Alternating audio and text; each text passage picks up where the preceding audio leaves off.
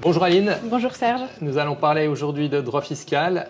Le droit de la société anonyme n'a pas introduit que des modifications en matière civile, mais aussi en matière fiscale. Est-ce que tu peux nous en dire un peu plus des modifications qui sont intéressantes pour les entreprises et les entrepreneurs?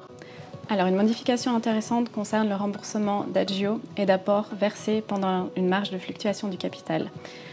La nouvelle disposition prévoit que le remboursement de ces agios et apports est traité de la même manière que le remboursement du capital action, c'est-à-dire neutre fiscalement, si à l'issue de la marge de fluctuation du capital, le montant des apports dépasse les remboursements de capital effectués pendant cette même période de fluctuation du capital.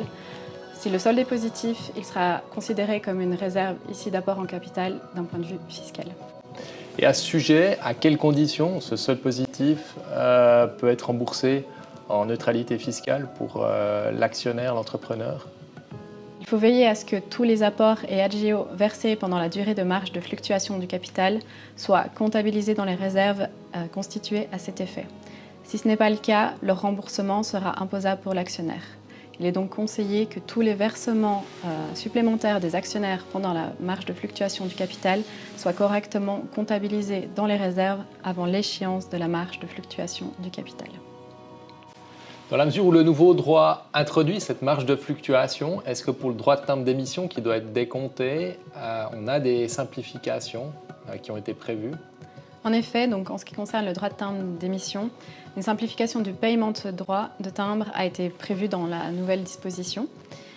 Désormais, le droit de timbre ne sera dû qu'à l'échéance de la marge de fluctuation du capital. Cela permettra aux entreprises de prévoir de manière anticipée et plus facilement les liquidités nécessaires pour s'acquitter de ce droit de timbre d'émission.